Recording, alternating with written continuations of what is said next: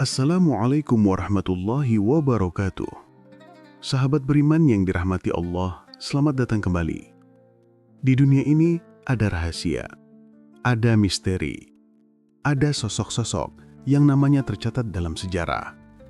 Tapi ada satu sosok yang namanya adalah rahasia itu sendiri. Dia adalah orang paling misterius dalam sejarah. Dia memiliki pengetahuan rahasia dan berbahaya yang disebut ilmu laduni. Dengan izin Allah, dia tahu tentang masa lalu dan masa depan. Dia melampaui ruang dan waktu, bisa melakukan perjalanan menembus zaman dan meninggalkan jejak di setiap era.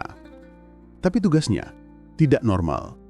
Tugasnya aneh dan akan berlangsung sampai hari kiamat. Namanya diabadikan dalam Al-Quran. Dengan izin Allah, dia muncul di berbagai belahan dunia, membantu orang-orang. Terkadang, dia bisa mengambil wujud orang lain dan bertemu Anda dengan wajah yang tidak Anda kenal. Mungkin suatu hari Anda pernah melihatnya, tapi Anda bahkan tidak menyadarinya. Bagaimana dia memiliki rahasia untuk hidup sampai hari kiamat? Berapa usianya sekarang? Apakah dia seorang nabi, seorang malaikat, atau sesuatu yang lain? Kita akan mencari jawaban atas semua pertanyaan ini. Bersiaplah untuk menyaksikan kehidupan misterius Al-Khidir alaihissalam. Sekali lagi, kami membawakan Anda kisah yang mengguncang. Sebelum kita melangkah lebih jauh, jangan lupa untuk menekan tombol subscribe, berikan like, dan tuliskan doa terbaik Anda di kolom komentar, agar kita semua bisa menjadi bagian dari penyebaran kebaikan ini. Banyak yang bilang, Khidir datang ketika seorang hamba benar-benar membutuhkan. Pernahkah seorang pria misterius yang Anda tidak kenal tiba-tiba muncul dan menyentuh hidup Anda? Mungkin Anda memperhatikannya, atau mungkin dia berbicara kepada Anda tanpa Anda sadari, lalu menghilang diam-diam dari hidup Anda. Saya tidak berbicara tentang seseorang yang hanya ditemukan dalam cerita rakyat atau legenda. Ini adalah orang sungguhan yang disebutkan dalam Al-Quran dan kitab-kitab suci lainnya. Dia memiliki karunia khusus dan pengetahuannya mendalam. Bahkan, seorang nabi besar mengikutinya, mencoba menemukannya dan belajar dari pengetahuan luar biasa yang Allah berikan kepadanya. Dalam Al-Quran, namanya memang tidak disebutkan secara langsung. Tapi dalam surah Al-Kahf, ada sebuah kisah tentang salah satu hamba kami yang melakukan perjalanan aneh. Sebagian besar ulama Islam sepakat bahwa pria ini adalah Khidir. Sekarang, mari kita melakukan perjalanan kembali ke masa lalu untuk belajar lebih banyak tentang Khidir alaihissalam dan waktu ketika dia diyakini lahir. Tanggal kelahirannya tidak pasti, sangat rahasia. Beberapa mengatakan dia adalah keturunan dari Hazrun, putra Qabil, yang merupakan salah satu anak Adam alaihissalam. Yang lain percaya dia berasal dari keluarga Sam, putra Nuh alaihissalam. Cerita menarik lain yang mengatakan bahwa Khidir dan Zulkarnain adalah sepupu, putra dari dua saudara perempuan. Nabi kita, Muhammad SAW, menjelaskan dalam sebuah hadis, mengapa dia disebut Al-Khidir, yang artinya yang hijau.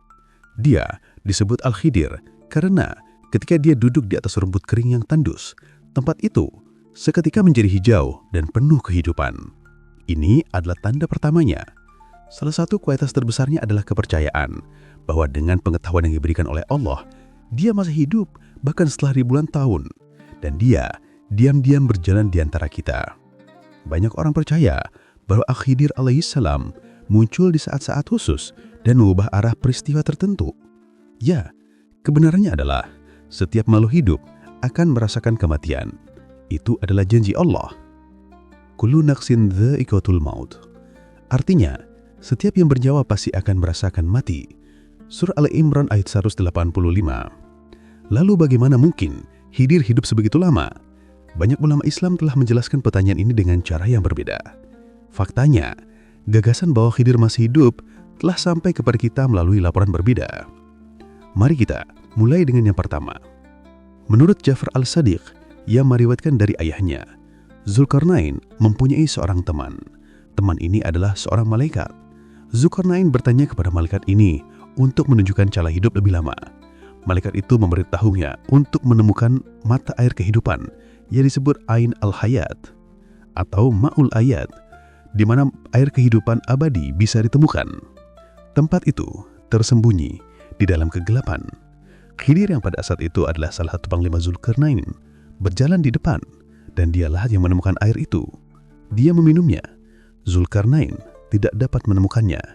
Karena ini, Khidir masih hidup, tapi dia tidak hidup seperti kita.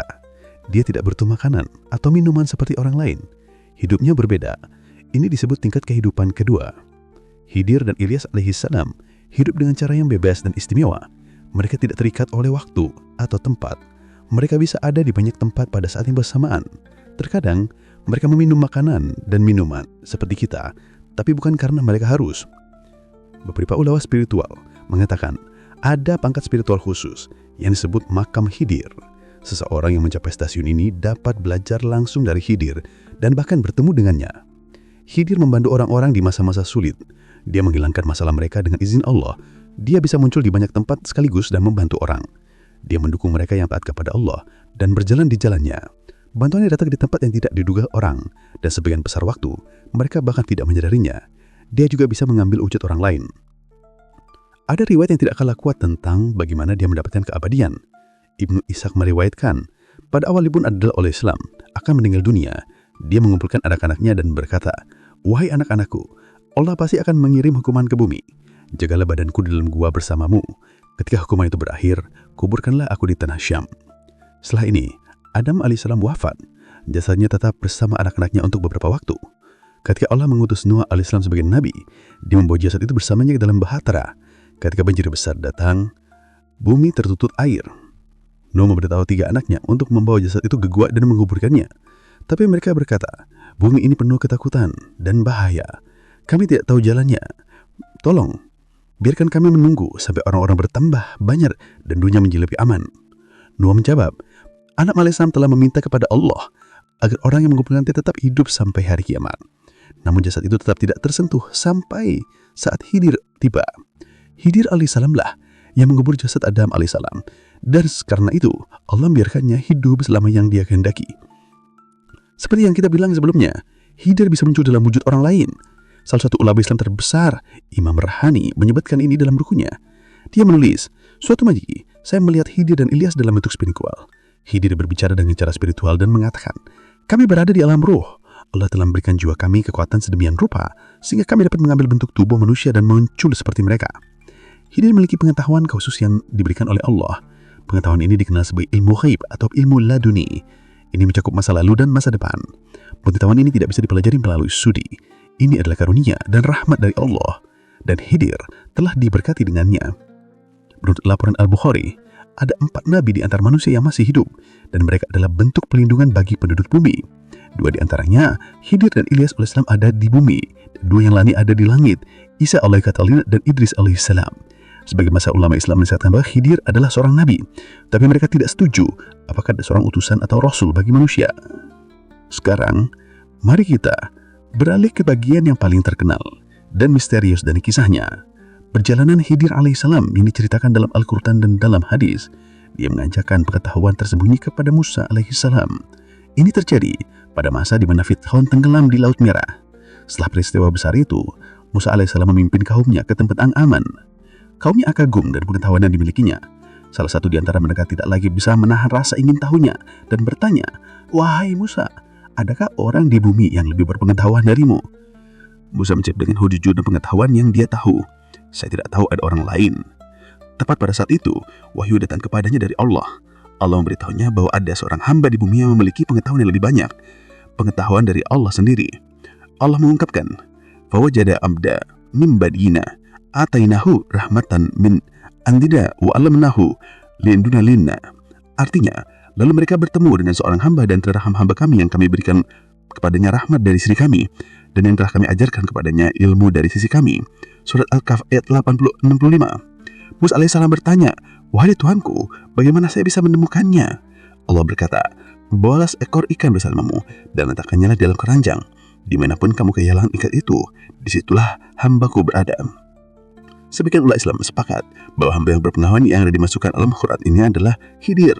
Jadi Musa alaihissalam membawa pembantunya Misi Yamyun dan memulai perjalanan panjang ke tempat di mana dua lautan bertemu, Majrumani al-Bahrain.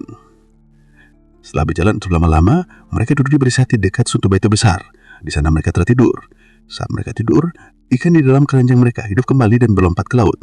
Baik lahirnya, ketika Yosua bangun, dia melihat ikan sudah hilang. Tapi lupa memberitahu Musa. Ketika Musa bangun, mereka melanjutkan perjalanan mereka. Setelah berjalan beberapa lama, Musa berkata, "Bawalah makanan kita. Kita sangat lelah." Ini ketika Yosua mengingat ikan itu. Dia berkata, "Ikan itu hilang.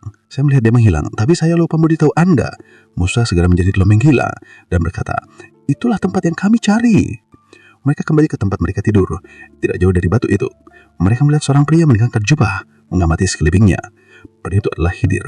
Musa melihatnya gembira dan berkata, "Saya Musa." Khidir menunjukkan, "Sudah cahuk aupu."